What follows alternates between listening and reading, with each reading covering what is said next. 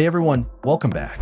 So, just when it seemed like the SNAP situation was finally resolved, there's been another major development. The Trump administration has officially appealed the court order that required the government to fully fund SNAP benefits this month. Now, if you watched the last update, you'll remember that a federal judge in Rhode Island ordered the administration to release 100% of November's food stamp payments by Friday, saying anything less would cause irreparable harm to millions of families. That ruling brought relief for people across the country who had been waiting for answers. But now that the administration has appealed, things have become more complicated again. So today we'll talk about what this appeal means, what might happen next, and how it affects people depending on SNAP right now. All right, let's get into it. The big picture here is that this appeal doesn't automatically stop the judge's order. It just means the administration is asking a higher court to review it and possibly to put on hold while they argue their case. That could delay or even reduce the next wave of payments if a stay is granted. So, the question on everyone's mind is simple. Will people still get their full SNAP benefits this month? Well, as of now, the district court's order still stands. The USDA has been told to make full payments by Friday. Some states have already started updating their systems to prepare for that. But if the appellate court steps in, things could shift again quickly. Let's take a step back and look at how we got here. SNAP, or the Supplemental Nutrition Assistance Program, has been a lifeline in America for decades. It's how roughly 42 million Americans, about 1 in 8 people, put food on the table each month. Normally, it's funded automatically through appropriations, but because of this long government shutdown, that funding ran out for November. At that point, the USDA faced a difficult choice. Either stop payments entirely, issue smaller checks, or tap emergency funds to keep the system going. Initially, they said no payments could go out at all. After pressure built, they moved to cover about 65% of benefits using limited contingency funds. But that wasn't enough to cover families' full food budgets, and that's what led to the lawsuits, and eventually Judge McConnell's ruling. He said partial payments would leave people hungry and overburden food banks, calling the government's plan both avoidable and inadequate. Now the administration is pushing back, arguing that the judge overstepped his authority by forcing the use of funds that Congress didn't specifically approve for SNAP. So let's break down their reasoning a bit, because it's important. From their perspective, the issue isn't just about food stamps, it's about who gets to decide where money comes from. The administration says Congress, not a judge, has the power to decide how funds are spent. The USDA's legal filings say using money from child nutrition programs or other reserves to pay for SNAP could drain funds meant for school meals or food purchases later on. In other words, they're saying we're not ignoring people's needs, we're protecting other programs that might collapse if we move this money around.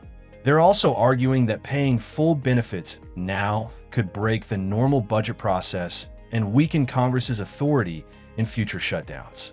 It's a technical but significant point about separation of powers, the balance between the executive branch, the courts, and Congress. But on the other side, the court and many advocates say this isn't a time for technicalities. They argue that when people can't buy groceries, the government has a moral and legal duty to act, even if it means using unconventional funds. Judge McConnell was especially critical of how the administration handled the situation. He pointed to President Trump's earlier statement saying SNAP benefits would resume only when the government opens, as proof that the cuts were being used for political leverage. The court saw that as crossing a line, turning hunger into a bargaining tool. So now, the appeal sets up a high-stakes test. If the appeals court sides with the administration, the full payments could be delayed or reduced again. If it upholds the ruling, states would have to push the money out fast, possibly using funds that were never meant for SNAP.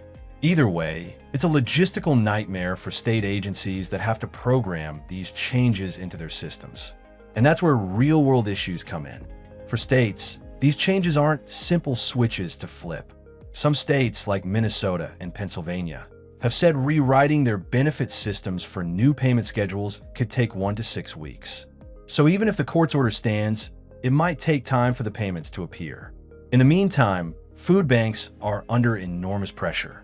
Many are seeing record demand, not just from SNAP recipients, but from federal workers who've gone without pay during the shutdown. One food pantry in Chicago said visits have nearly doubled over the last 2 weeks. The stress is real for families, states, and local communities trying to fill the gaps. Now, critics of the administration's appeal say this move shows misplaced priorities.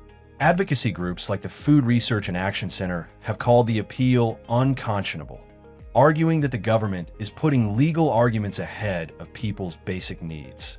But supporters of the administration say it's about following the law and avoiding dangerous precedents. If judges can force agencies to spend money Congress hasn't approved, they warn, that could open the door to serious budget abuses later on.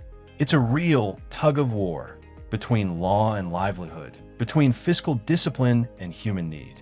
So, what does this mean for people on SNAP right now? Here's the short version. If the judge's order holds, full benefits should go out soon, and states are working to process those payments.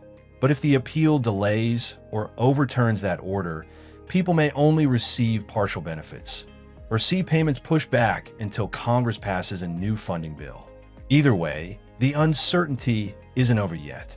And what we're seeing is bigger than just SNAP. It's a test of how far the government can or should go to protect essential services when politics grinds everything else to a halt. It's also a reminder of how fragile the safety net can be when it's tied to budget cycles. For families who rely on this help every month, the difference isn't abstract. It's groceries, it's stability, it's the difference between making it and going without. So yeah, while the appeal is moving forward, the hope is that states will keep pushing to get as much money out as they can under the existing order. And if nothing else, this spotlight on SNAP might finally get Congress talking seriously about how to prevent this kind of chaos from happening again. Let me know in the comments. Do you think the judge's ruling went too far? Or was it the right call to protect people from hunger during the shutdown? If you found this update helpful, don't forget to like, subscribe, and share it with someone who depends on SNAP or might be confused about what's happening right now. Stay safe, stay informed, and as always, take care of each other. Pausing for a moment to share something important with you. We've partnered with Chapter, a service we feel confident recommending for clear, honest Medicare help. They'll connect you with a licensed advisor, compare every Medicare plan in your area, and help you save money. Most people save around $1,100 a year. It's free, and their care advocate team is there to support you even after you're signed up. Call 615-639-1937 or visit askchapter.org/money using the link in the comments below. Let's keep going.